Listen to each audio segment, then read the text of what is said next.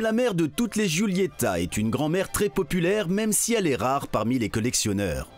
Nous accompagnons l'expert en alpha et le collectionneur Hartmut Stoppel au volant de la nouvelle Giulietta à la quête de la Giulietta originale dans le Piémont italien.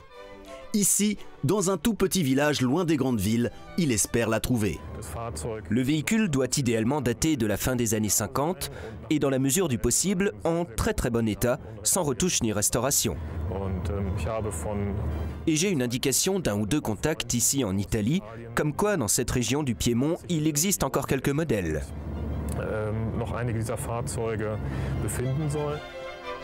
C'est un réel expert et il a d'excellents contacts. Pendant plus de 20 ans, il a travaillé avec la marque et connaît donc très bien les richesses de l'Italie.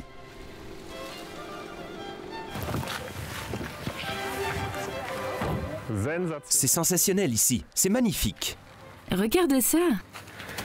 Super. Maintenant, je me demande où on peut trouver la Giulietta. J'espère là-bas devant la grange. Là, devant celle-là? Ici en Italie, on ne sait jamais où on peut trouver les vieilles voitures. Je rencontre beaucoup de gens, je vais vers eux et j'essaye d'emmagasiner au maximum le savoir des collectionneurs qui vivent ici dans ce village. D'accord. Et qui sait, on arrivera à mettre la main sur la Giulietta de nos rêves. Souvent, Hartmut Stoppel va de village en village pour dégoter les plus anciennes voitures d'origine. Même s'il y a des voitures en très bon état en Allemagne, avoir les papiers italiens d'origine dans les mains rend la chose plus attractive et ajoute de la valeur. Dans le village de Carisio, il rencontre un ami et collègue.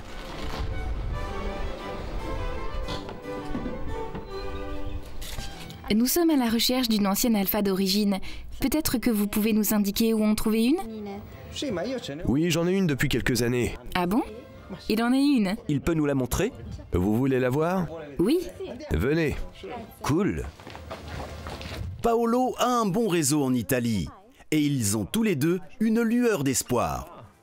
Depuis combien de temps n'êtes-vous propriétaire? Vous savez d'où elle vient? Cette Alfa Romeo est rare.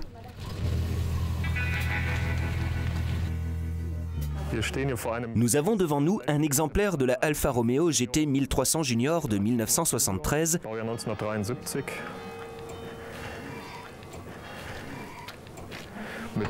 avec une magnifique calandre avant, 1,3 litre, double arbre à cam.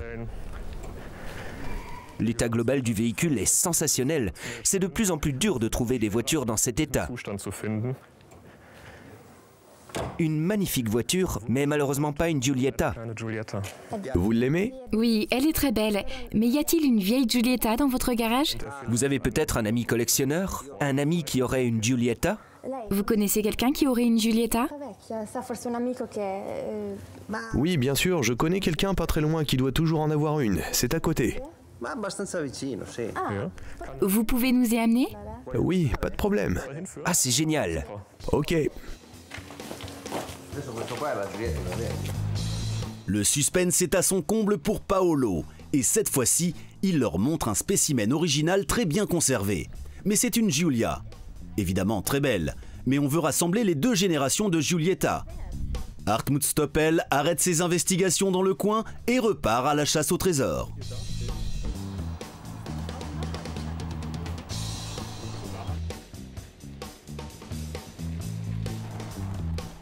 Au volant de la nouvelle Giulietta, nous conduisons dans le magnifique arrière-pays du Piémont. Et on enlève la bâche de protection une nouvelle fois. Sésame, ouvre-toi. Voilà le rêve bleu. C'est une Giulietta des années 50.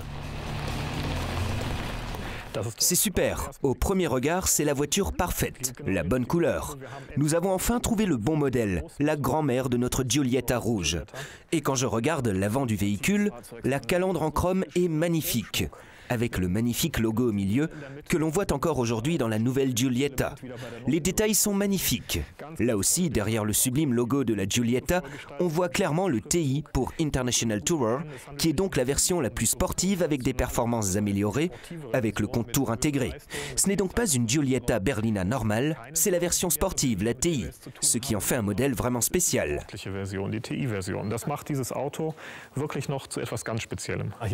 Là, sous le volant, on voit voit le frein à main. Pour l'époque, c'était normal de le trouver à cet endroit. Et là, sous les instruments, on voit tous les boutons pour les phares, la ventilation, les essuie-glaces. La prise en main était idéale, vraiment ergonomique. Qu'avons-nous là? À côté de la colonne de direction, un levier de transmission. Ce modèle est équipé de la boîte de vitesse au volant. Ça a totalement disparu des voitures modernes. Et en plus, il y avait un levier de commande au plancher. Mais à l'époque, ça ne gênait pas la conduite sportive que les vitesses se trouvent sur la colonne de direction. Et je pense que ce sont les attributs extraordinaires qui ont fait le succès de la série.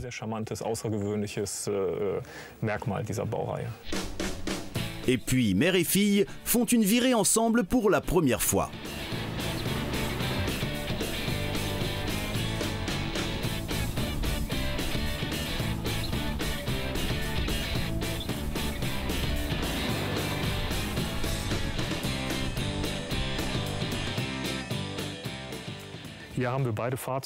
Nous avons deux voitures l'une derrière l'autre et nous pouvons très bien les comparer. D'abord la taille, les dimensions de l'ancienne Giulietta comparées à la nouvelle. Les dimensions ont augmenté grâce aux exigences de notre époque comme le confort, la sécurité. Les distances sont plus longues aujourd'hui et la consommation doit être minimale. Et pourtant, il y a des similitudes entre les deux voitures. Comme les standards d'aujourd'hui, un style emblématique. Nous avons au milieu ce qu'on appelle le Scudetto, le logo présenté là avec un léger gonflement. Et nous avons le même ici dans la nouvelle Giulietta, bien au milieu, avec le sommet du triangle juste au-dessus. Que dire de plus? C'est une interprétation moderne du thème de l'ancienne Giulietta. La version lancée en 1957, la TI, était orientée vers les performances. Avec ses performances de pilotage, elle était capable de parler à un plus large public et Alfa a ainsi rassuré sa clientèle. La Giulietta a réussi à intégrer beaucoup de sportivité, sans altérer l'aspect familial du véhicule. L'amortissement est assuré par des suspensions sport, qui facilitent la conduite pour les pilotes les plus agressifs. Même si la forme de la Giulietta Berlina n'est pas aussi élégante que la version coupée, les clients étaient au rendez-vous. Cette 4 portes middle class s'est vendue à plus de 130 000 exemplaires. Cependant, les survivantes en bon état sont très rares.